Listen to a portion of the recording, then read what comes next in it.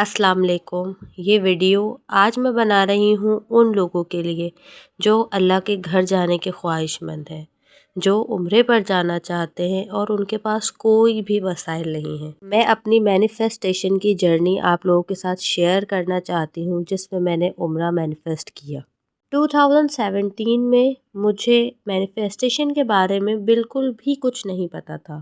بس اللہ کے حکم سے میں روزانہ عشاء کی نماز کے بعد جائے نماز پر بیٹھتی، آنکھیں بند کرتی اور خانہ کعبہ کو دیکھتی۔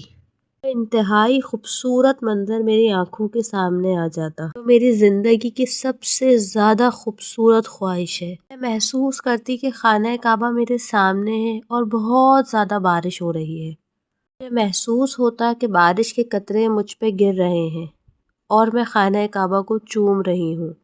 میں اپنے گھر میں عام سے کمرے میں بیٹھی، لیکن بس خیال ایسے محسوس ہوتا کہ جیسے میں خانہ کعبہ کو چوم رہی ہوں، اور وہ اتنا حسین احساس تھا، بہت خوبصورت۔ یہ میری ایک خواہش تھی کہ خانہ کعبہ کو میں دیکھوں اور بہت زیادہ بارش ہو اور بارش کی قطرے مجھ پر گریں۔ میں ایسے اللہ کے گھر کو دیکھنا چاہتی تھی، تو میں وہی چیز بالکل روزانہ بیٹھ کر سوچتی اور وہ خیال میرے سامنے آ جاتا۔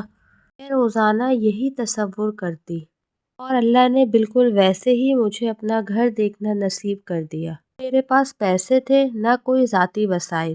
بس ایک دن کچھ ایسا ہوا، میرے گھر کے پاس ایک میلاد تھا اور اس میں قرآن اندازی ہوئی۔ اس لکی ڈرا میں نے اپنا بھی نام لکھوا دیا۔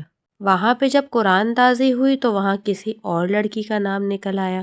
میں اس قرآن اندازی میں اپنی کزن کے ساتھ گئی تھی، تو میری کزن نے کہا چلو بھائی چلے واپسی، ہمارا نام نہیں نکلا۔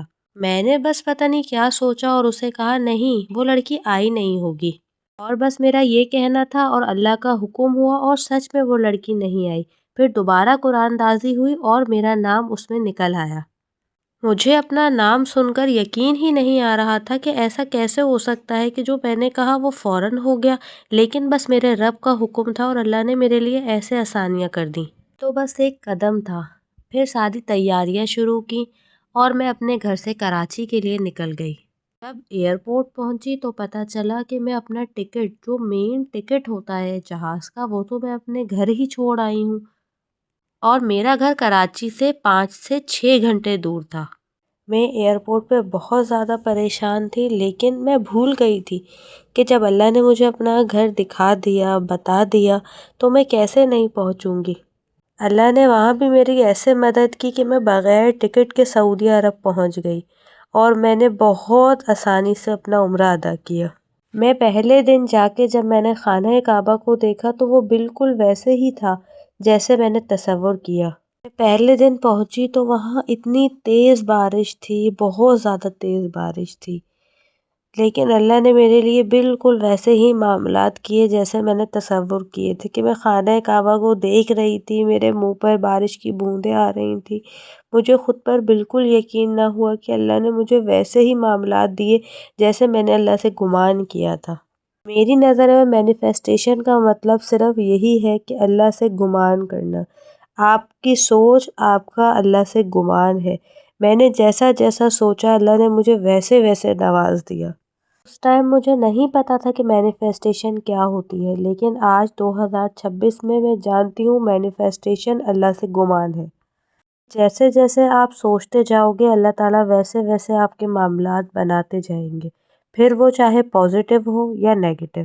یہ سب بتانے کا مقصد صرف یہی ہے کہ حضرت موسیٰ علیہ السلام کا رب اور ہمارا رب ایک ہی ہے۔ جیسے حضرت موسیٰ علیہ السلام کے لیے اللہ نے معجزہ کر کے دریا سے راستہ نکال دیا، تو بے شک آپ جیسا گمان کرو گے اللہ تعالیٰ آپ کے لیے بھی ویسے ہی معاملات بنائے گا۔